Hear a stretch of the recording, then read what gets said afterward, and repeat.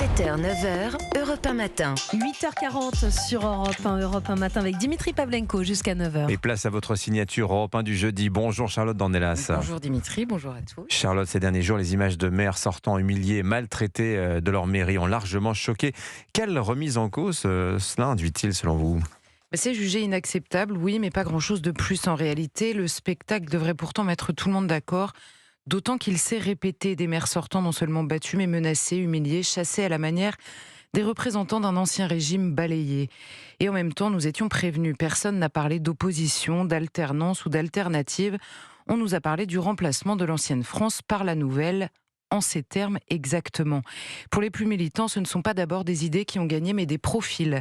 Quand Rima Hassan part de la fierté des nôtres, je la cite, elle n'accompagne pas son cri de victoire d'une liste d'engagement vis-à-vis des administrés, mais de photos des élus. Forcément, la bascule décoloniale est brutale pour une république désincarnée qui croyait égaliser par quota mais unir par valeur. Elle oubliait une leçon élémentaire, celui qui veut faire l'ange fait la bête et non l'union sacrée. Alors on s'accroche sans comprendre la nature de ce déracinement. L'ancienne France, c'était aussi une retenue devant la défaite électorale en effet. Mais dans la nouvelle, c'est tout autre. Il ne s'agit plus de respecter une opposition, mais de balayer un ancien monde et tout ce qu'il charriait avec lui.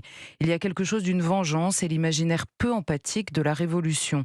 Là encore, rien de nouveau, on foule la tête du président aux pieds, on crée qu'on pourra bien faire à Macron ce qu'on a fait subir à Louis XVI, on sort une guillotine dans les manifs, on s'insurge mollement sans comprendre parce qu'on continue par réflexe à attendre le danger ailleurs. Et si l'imaginaire est celui de la Révolution, Charlotte, c'est qu'il reste un peu de France quand même, hein ?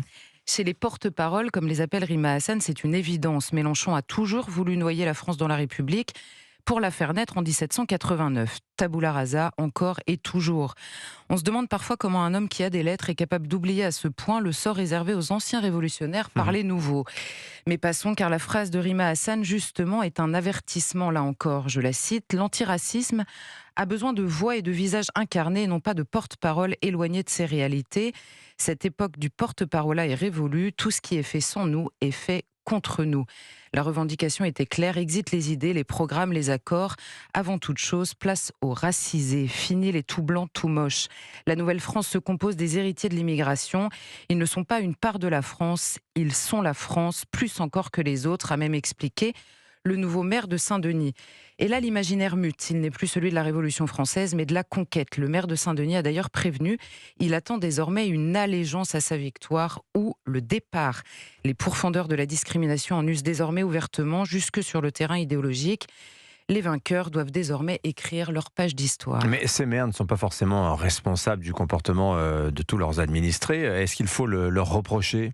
Non, pas forcément, mais il faut au moins remarquer honnêtement que ces maires nouvellement élus n'ont pas réagi ou particulièrement mollement devant des scènes pourtant stupéfiantes. Les élus sortis, eux, parlent discrètement et parfois tardivement, c'est vrai. Ils ne sont pas déçus, mais apeurés.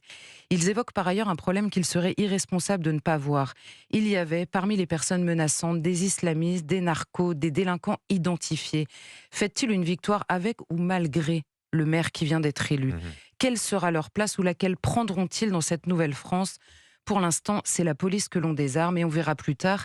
La question demeure interdite. Il faut prendre au sérieux l'appellation de Nouvelle-France qui a subtilement remplacé le mantra du vivre ensemble dont ses tenants ne parlent plus.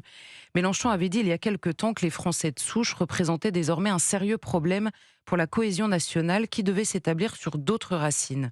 Lesquelles ? Retenons au moins, même si c'est douloureux, que la rupture n'est pas d'abord idéologique. Socialistes, LR, centristes, Horizon ou RN se retrouvent comme par miracle logés à la même enseigne depuis quelques jours. Tout ça d'un tenant est devenu l'ancienne France. Il va falloir plus qu'une liste de valeurs vaguement définies pour résister. Signature Europe 1, Charlotte Dornelas. Merci beaucoup Charlotte. Restez avec nous.